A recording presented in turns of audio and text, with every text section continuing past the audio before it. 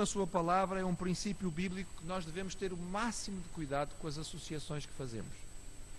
E Deus tinha dado ao seu povo, antes de entrar na terra de Canaã, uma orientação clara: não façam alianças com o povo da terra. Porquê? Porque este povo era um povo que estava a ser castigado por Deus por causa do seu pecado. Era um povo que tinha desenvolvido uma cultura maligna, uma cultura que era baseada numa religião de sacrifícios humanos, uma cultura onde a prostituição, a homossexualidade eram coisas banais, perfeitamente aceitáveis, em que o infanticídio era uma coisa do dia a dia. E o Senhor estava a punir, ou ia usar Israel para punir o pecado destas nações. E logo o Senhor diz: não façam associações com eles, porque se vocês fizerem alianças com estes povos, vocês vão ser contaminados. Não é possível estar junto deles e acabar por não.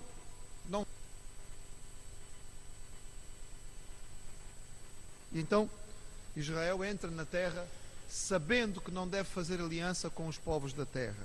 E podemos dizer que até aqui Israel está a cumprir bem a sua orientação. Jericó foi destruída, Ai e Betel foram destruídas. Enfim, Israel está a caminhar bem. E o que é que vai acontecer? Vamos abrir as Bíblias, irmãos. Estamos lá em Josué capítulo 9. Qual é o resultado das vitórias esmagadoras que Israel teve contra os seus adversários? Diz assim em Josué 9, versos 1 e 2.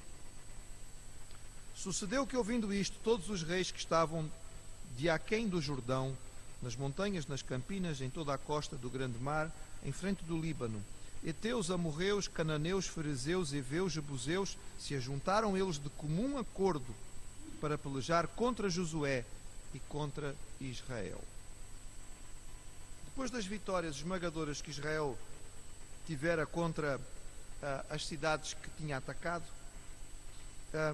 ficava evidente para os povos da terra que este invasor era forte e tinha vindo para ficar. E que era necessário porem de lado as suas divisões, porque se não se unissem, seriam derrotados. Estes povos que nós lemos aqui, vários povos, eram povos diferentes. Alguns destes povos não tinham muito em comum uns com os outros, mas diante de um inimigo comum, eles vão se unir. E nós vemos aqui povos da montanha e do vale, do interior e da costa, todos a se unirem para poderem fazer frente a Israel. É natural que isto acontecesse, era uma prática comum entre os povos cananitas, e agora podemos dizer é que a coisa vai complicar. Agora é que Israel vai ter batalhas a sério, porque até aqui Israel atacou cidades fortificadas e teve uma bênção especial de Deus para as derrotar, mas nós temos aqui a necessidade realmente de enfrentar. Se, eu digo se porque na semana passada nós vimos isto, se o fim do capítulo 8 está colocado corretamente do ponto de vista cronológico, ainda existe mais uma agravante. No fim do capítulo 8 nós vimos que depois de destruir Ai, os israelitas vão até o Monte Ebal, fica praticamente no centro de Canaã, e ali fazem uma cerimónia que tinha sido ordenada por Moisés, declarando a lei de Deus e a bênção e a maldição. E isto para os outros cananitas deve ter soado muito mal. Quando estes fulanos já acham que são donos da terra, quer dizer, chegam aqui, implantam-se e agora ainda por cima declaram publicamente qual vai ser o código civil a ser seguido. Não, espera aí, não pode ser, não podemos deixar isto por menos. E portanto vemos aqui uma federação de cidades-estado que vão se juntar para fazer frente aos israelitas. Mas nem todos entendem que a melhor estratégia é o combate. Vamos continuar a ler. Verso 3. Os moradores de Gibeão, ouvindo o que Josué fizera com Jericó e com Ai, usaram de astúcia e foram e se fingiram embaixadores e tomaram sacos velhos sobre os seus jumentos e odres de vinho velhos e rotos e remendados, e nos seus pés sapatos velhos e remendados e vestidos velhos sobre si, e todo o pão que traziam para o caminho era seco e bolorento, e vieram a Josué ao arraial a Gilgal. E lhe disseram a ele e aos homens de Israel: vimos de uma terra distante, Fazei, pois, agora concerto conosco. E os homens de Israel responderam aos heveus: porventura habitais no meio de nós, como, pois, faremos concerto convosco? Então disseram a Josué: nós somos teus servos. E disse-lhe Josué: quem sois vós? De onde vindes?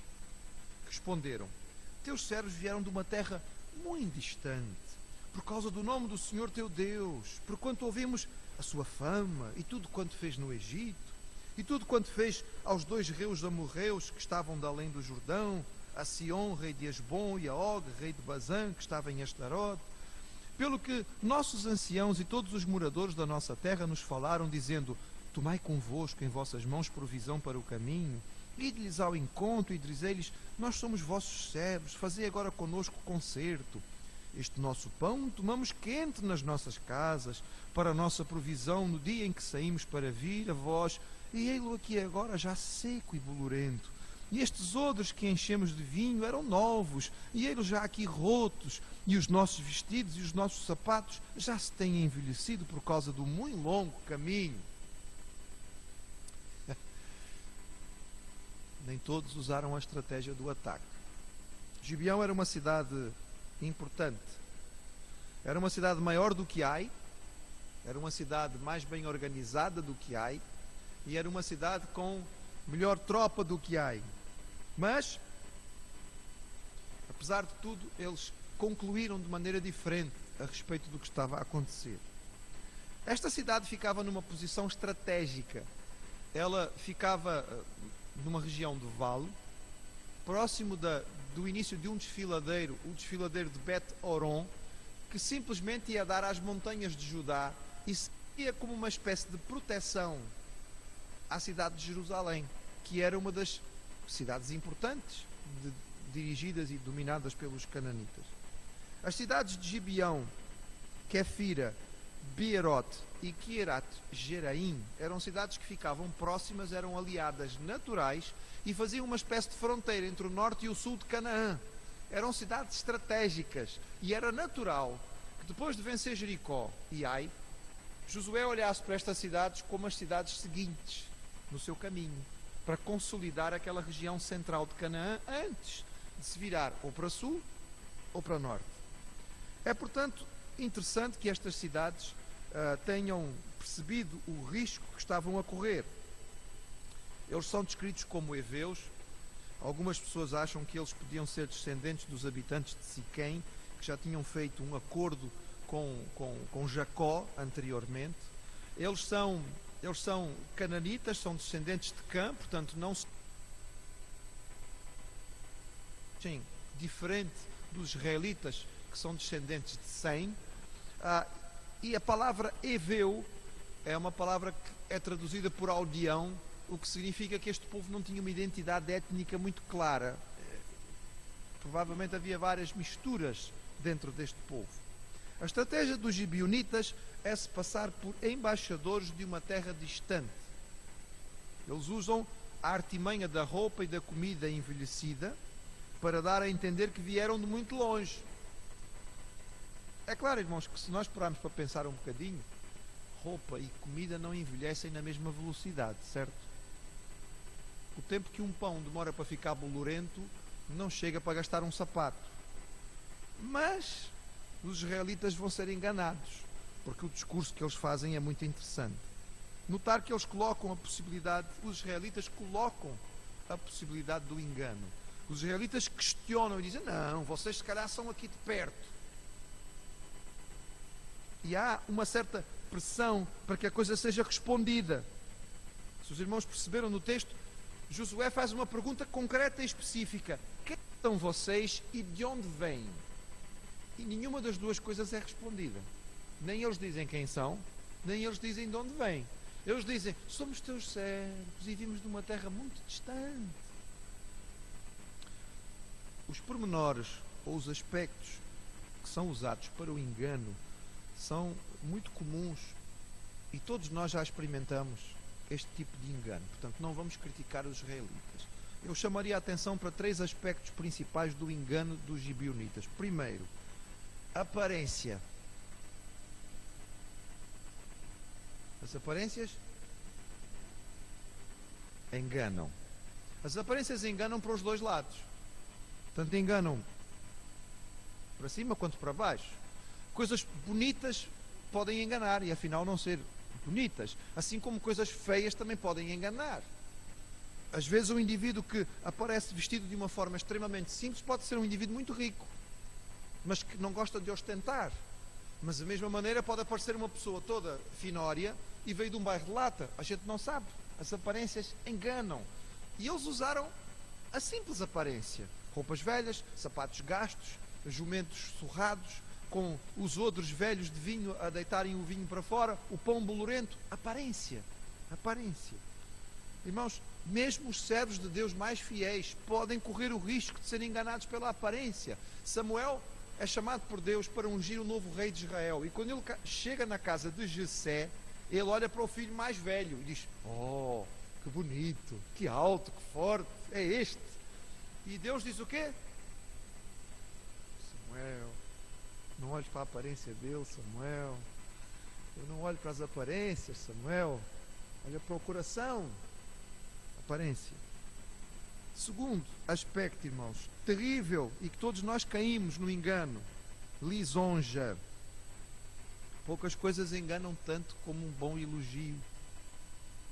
Todos nós gostamos de um bom elogio, e é curioso, irmãos, que o elogio tenha a natural tendência de nos fazer baixar a guarda.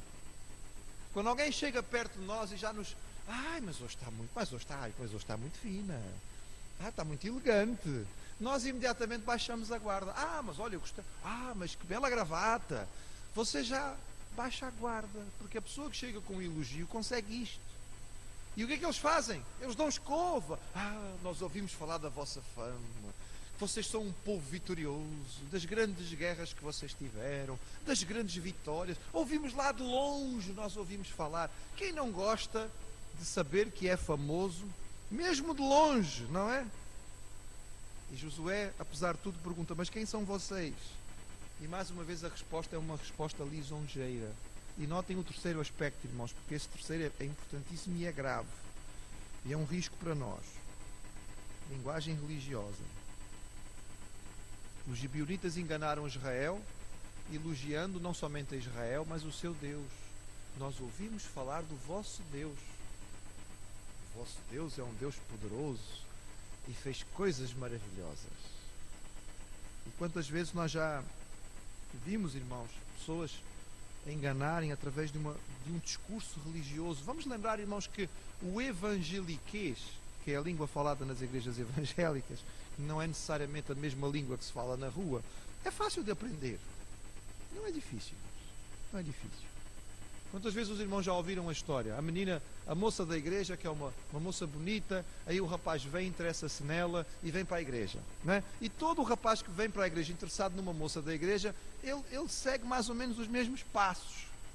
Ele porta-se bem, ele veste-se corretamente, ele tem uma linguagem... Ele rapidamente aprende a linguagem da igreja. Ele aprende a responder da forma correta, ele aprende a falar o que todos querem ouvir. E já vimos isto acontecer várias vezes. Não estou dizendo com isso que não haja casos em que haja sinceridade de coração e o rapaz chega a se converter. Não estou a dizer que não.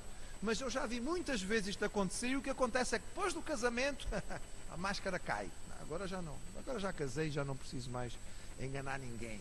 Agora vou seguir a minha vida. Vais tu à igreja, mas eu vou à praia. Vou jogar futebol, que hoje é domingo. Vou estar com os meus amigos. Aparência, lisonja e linguagem religiosa. E Israel comete então 2 erros. Mais uma vez, Israel confia na sua própria capacidade de avaliação. Eu digo mais uma vez porquê? Porque em Ai tinha sido assim. Lembram-se, irmãos? O que é que Israel fez em relação a Ai? Mandou espias, os espias trouxeram o relatório e, baseado no relatório, na sua própria avaliação, eles tomaram as decisões. Nós fazemos igualzinho. Só quando as coisas correm mal é que depois nós vamos ter com Deus. Ih, Senhor, olha, isto correu mal. Mas olha, eu fiz uma boa pesquisa de mercado, Senhor. Eu avaliei tudo tão direitinho, isto correu mal porquê? E aqui mais uma vez, eles confiam na sua capacidade. Eles vão lá, eles olham, eles examinam, eles observam. Não, mas realmente, se chegou a envelhecer desta maneira, é porque estes vieram de muito longe, não é? É preciso vir de muito longe para a roupa envelhecer tanto. Segundo erro, o mesmo cometido em relação a Ai. Eles não consultaram o Senhor. Antes de orar, o que é que podemos fazer? Nada. Depois de orar, o que é que podemos fazer? Tudo o que o Senhor mandar. E isto tudo é muita coisa. Mas nós temos que aprender isto, irmãos, porque é difícil para nós. A nossa mentalidade ocidental não funciona assim. No Oriente, os povos do Oriente normalmente têm uma outra facilidade para gastar tempo na meditação e na oração. Eles dão mais valor a estas coisas. Nós não. Nós somos povos de ação. Não gostamos de ficar parados. Nós primeiro fazemos e depois vamos perguntar a Deus se está bom ou mau. Erraram outra vez. Confiaram na sua capacidade. Não buscaram ao Senhor. E o texto diz que os israelitas provaram as provisões, não é? Experimentaram as provisões daqueles povos. Diz assim, no versículo 14 e 15: Então aqueles homens tomaram da sua provisão e não pediram conselho à boca do Senhor. Tomaram provisão e não pediram conselho ao Senhor. É curioso porque o texto é um bocado enfático neste aspecto, não é? E diz o versículo 15: E Josué fez com eles um concerto que lhes daria a vida, e os príncipes da congregação lhe prestaram juramento. Quando diz aqui que eles provaram, provavelmente significa, irmãos, que eles sentaram para comer juntos, porque esta era a maneira como se fechavam alianças e acordos naquele tempo.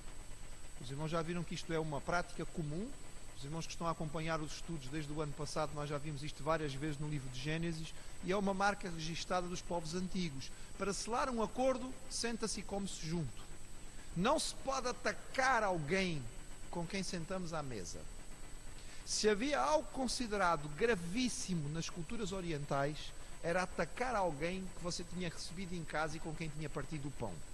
Isto era inaceitável, não é? A partir do momento, eu posso até descobrir que ele é um grande inimigo que está aqui infiltrado, mas eu recebi-o na minha mesa, eu não posso atacá-lo aqui. Fizemos um acordo, ele sentou comigo, comeu o pão, comeu o meu pão, bebeu o meu vinho. Portanto, isto era algo fundamental. É por isso, irmãos, que os sacrifícios, os irmãos vão, prestem atenção, irmãos, é por isso que os sacrifícios implicavam em que o ofertante participava da carne oferecida. É por isso que parte da carne era queimada e parte da carne, tirando o holocausto, que era todo queimado, parte da carne era tirada para o indivíduo comer. E ele sentava para comer. Era a mesa do Senhor. É por isso que o Senhor Jesus Cristo estabeleceu a ceia. A ceia é um momento solene em que nós vamos à mesa de Deus, entre aspas. Sentamos com Ele para partilhar do pão e do vinho. E juntos, como igreja, uns com os outros e com o Senhor, nós sentamos para comer juntos. É claro que hoje a ceia tem uma característica que é tão, não é? Alguém pode dizer assim, bem, mas o pão que o Senhor nos oferece é tão pichinchinho, não é? Não dá para nada. A característica mudou muito. Nós hoje temos isto feito de forma muito ritual, muito cerimonial, porque inicialmente era mesmo sentar à mesa e comer. Mas o quão isto é importante, porque isto estreita a comunhão. E os israelitas fizeram isto. Fica aqui uma pergunta: se haveria alguma outra possibilidade dos gibeonitas evitarem a destruição? Mas espera aí, os gibeonitas não tinham alternativa, não é? Ou eles se juntam para enfrentar Israel, mas eles sabem que o Deus de Israel é poderoso e eles vão ser eliminados. Ou então eles enganam Israel e conseguem a paz como conseguiram.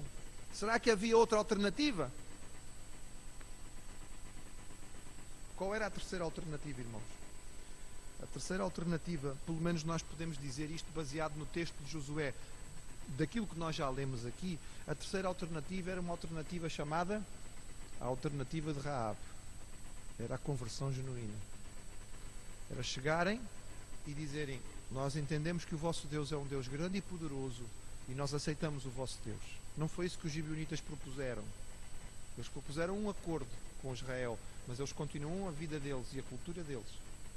E a terceira alternativa é que era a alternativa, digamos, mais viável, que o Senhor eventualmente aceitaria, que era chegar e dizer: olha, nós entendemos que o vosso Deus é o Deus verdadeiro e nós queremos o vosso Deus para nós. Mas não foi isso que os gibeonitas fizeram. Bem, Dizem também, hoje é um dia de provérbios, né? Dizem também os provérbios dos antigos que a mentira tem perna curta. Verso 16. E sucedeu que ao fim de 3 dias, só 3 dias, depois de fazerem concerto com eles, ouviram que eles eram seus vizinhos e que moravam no meio deles. Porque partindo os filhos de Israel chegaram às suas cidades, e ao 3º dia as cidades eram Gibeão, Quefira, Beerote e Kiriat-Jearim. E os filhos de Israel os não feriram, porquanto os príncipes da congregação lhes juraram pelo Senhor Deus de Israel, pelo que toda a congregação murmurava contra os príncipes. Então todos os príncipes disseram a toda a congregação: nós juramos pelo Senhor Deus de Israel, pelo que não podemos tocar-lhes. Isto, porém, lhe faremos: dar-lhes-emos a vida, para que não haja grande ira sobre nós, por causa do juramento que já lhes temos jurado. Disseram-lhes, pois, os príncipes: vivam e sejam rachadores de lenha e tiradores de água para toda a congregação, como os príncipes lhes têm dito. E Josué os chamou e falou-lhes, dizendo: por que nos enganastes? Dizendo: muito longe de vós habitamos, morando vós no nosso meio. Agora, pois, tereis malditos, e dentre vós não deixará de haver servos, nem rachadores de lenha, nem tiradores de água para a casa do meu Deus. Então responderam a Josué e disseram: porquanto com certeza foi anunciado aos teus servos que o Senhor teu Deus ordenou a Moisés, seu servo, que vos desse toda a terra e destruísse todos os moradores da terra diante de vós, tememos muito por nossas vidas por causa de vós, por isso fizemos isto. E eis que agora estamos na tua mão, fazes aqui o que te pareça bem e reto que se nos faça. Assim, pois, se lhes fez e livrou-os das mãos dos filhos de Israel, e não os mataram. E naquele dia Josué os deu por rachadores de lenha e tiradores de água para a congregação e para o altar do Senhor, até o dia de hoje, no lugar que escolhesse.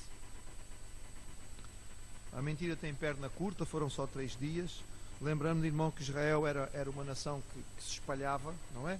E era muita gente, portanto, rapidamente eles chegaram lá. Eles estavam à distância de um dia de marcha forçada. Portanto, em 3 dias, naturalmente, se descobriu que afinal os gibeonitas estavam mesmo ali, não é? Moravam ali a 30 e poucos quilómetros de distância. Se Israel tivesse esperado só um bocadinho, ia descobrir que este povo distante, afinal de contas, estar ali tão perto. Mas na resposta que é dada, nós encontramos aqui 2 coisas interessantes, irmãos. Primeiro, contratos e alianças devem ser respeitados. Contratos e alianças devem ser respeitados. A palavra de um homem de Deus é um compromisso. E ele tem que respeitar, porque a sua palavra não é brincadeira. O Senhor Jesus vai ensinar que os seus seguidores usam sim e não. E não ficam ali no meio a tentar inventar e a jurar e a dizer e a acrescentar mais alguma coisa para fortalecer a sua palavra. A sua palavra é tão segura, quando eles dizem sim é sim, quando eles dizem não é não. Esta palavra que foi dada aos gibeonitas é tão séria, porque eles sentaram para comer junto com os israelitas, que mais tarde Israel vai ficar sob pena de castigo porque falhou. Ouçam só, irmãos, o que vai acontecer mais tarde. Diz assim: houve nos dias de Davi uma fome de 3 anos consecutivos. E Davi consultou ao Senhor, e o Senhor lhe disse: é por causa de Saul e da sua casa sanguinária, porque matou os gibeonitas. 3 para 4 séculos depois, Saul errou na palavra que tinha sido dada, falhou numa aliança que tinha sido feita, e o Senhor cobrou de Israel. Porque as palavras dos crentes têm que ser sérias. A palavra de um servo de Deus não é para ser revogada, tem que ser falada com muito cuidado. Essa segunda lição, irmãos, é que não se corrige um erro com outro erro. Fazer uma aliança errada não se corrige rompendo a mesma. Seria um erro sobre um erro. E a palavra não defende isto. Infelizmente é uma coisa que nós vemos hoje comum. Alguém conta uma mentira para enganar um engano, para esconder uma falácia. Ouvimos essa desculpa usada muitas vezes em várias situações. Por exemplo, uma mulher é violada, engravida, então vamos abortar o bebê. É um erro em cima de outro erro. O primeiro erro não tem justificação, mas não se corrige o primeiro erro fazendo outro. Em cima de um crime, fazendo outro crime. Esta criança não tem culpa. E se esta mãe não tem condições de criar esta criança, certamente haverá quem vai poder criá-la. Mas a palavra de Deus nos ensina muita coisa. Agora eu queria que os irmãos guardassem este aspecto, que eu acho que é um aspecto talvez de tudo o que é dito neste texto e que é um bocado negativo. Este aspecto eu acho lindíssimo porque ele é muito bonito e mostra-nos que a palavra do Senhor é uma palavra de graça. Vejam, irmãos, qual foi a maldição dada a eles? Vocês vão ter que ser rachadores de lenha e tiradores de água para o altar do Senhor. Rachadores de lenha e tiradores de água para o altar do Senhor. E aqui nós vemos um aspecto de graça no meio mesmo da maldição. O que os gibeonitas vão ser obrigados a fazer é aproximar-se do culto do povo de Israel. É aproximar-se do Deus de Israel, a ponto de poder conhecer este Deus, descobrir a sua verdade, saber quem é o Deus deste povo que eles tanto temiam. E este é um aspecto extraordinário, irmãos, porque este povo, que é um povo que não se aproxima de outra maneira a não ser através do engano, vai ter a oportunidade da conversão, porque vai ter a oportunidade de estar perto daquilo que era a verdade do Deus de Israel. Os gibeonitas vão continuar a viver entre os israelitas. Nós encontramos isto de forma sistemática na palavra. No censo que Davi faz, os gibeonitas estão presentes. As suas cidades ficavam no território que é dado à tribo de Benjamim. E nós sabemos que foi em Gibeão que estava o altar do Senhor na época de Salomão. Vejam, irmãos, o que diz o texto. Diz assim: e foi o rei Salomão a Gibeão para lá sacrificar, porque aquele era o altar maior. 1000 holocaustos sacrificou Salomão naquele altar. E em Gibeão apareceu o Senhor a Salomão de noite em sonhos e disse-lhe: pede o que queres que eu te dê. Este episódio tão famoso da história, em que Salomão recebe de Deus esta pergunta: o que queres? E Salomão diz: eu quero sabedoria para governar o teu povo. E Deus responde: muito bem, respondeste muito bem. Acontece em Gibeão. Porque de tal maneira os gibeonitas ficaram ligados ao culto, que o altar principal estava ali. O tabernáculo tinha sido colocado em Gibeão nesta época. E isto é uma coisa extraordinária. Se os irmãos lerem a lista, as várias listas, porque há mais do que uma, dos heróis de Davi, um dos heróis de Davi que se junta a ele durante o tempo que Davi governa a cidade de Ziclac, era gibeonita. Portanto, nós vemos vários aspectos mostrando o quanto este povo se aproximou do Senhor. É claro que também há em Jeremias um personagem que é um personagem errado, é um falso profeta chamado Adonias, que era gibeonita. Mas para haver um falso profeta significa que também havia profetas. Portanto, os gibeonitas foram um povo que se aproximou do Senhor ao ponto de poder ser instrumento nas suas mãos. E quando Neemias vai mandar reconstruir os muros de Jerusalém, os gibeonitas vão estar lá. Vão estar lá a participar. A graça de Deus é sempre maior do que a punição.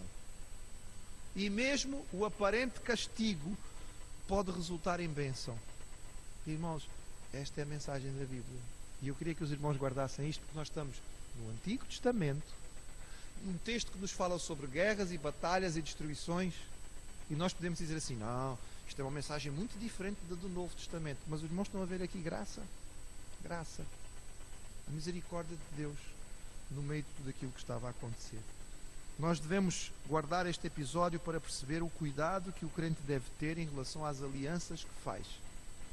O casamento, a maior delas, deve ter todo o cuidado da parte do cristão. Mas as amizades, as associações, os acordos, tudo isto deve ser feito com muito cuidado. Lembrar, irmãos, que o engano existe em todo o lado. E o inimigo pode tentar fazê-lo em todas as áreas. Aparência, lisonja e linguagem religiosa não deviam ser suficientes para nos enganar. Peçamos ao Senhor discernimento. É um dom fundamental. E diz a palavra que é um dom do Espírito. Para que nós possamos distinguir por trás daquilo que se pode ver aquilo que realmente é verdadeiro. Muito bem. E agora?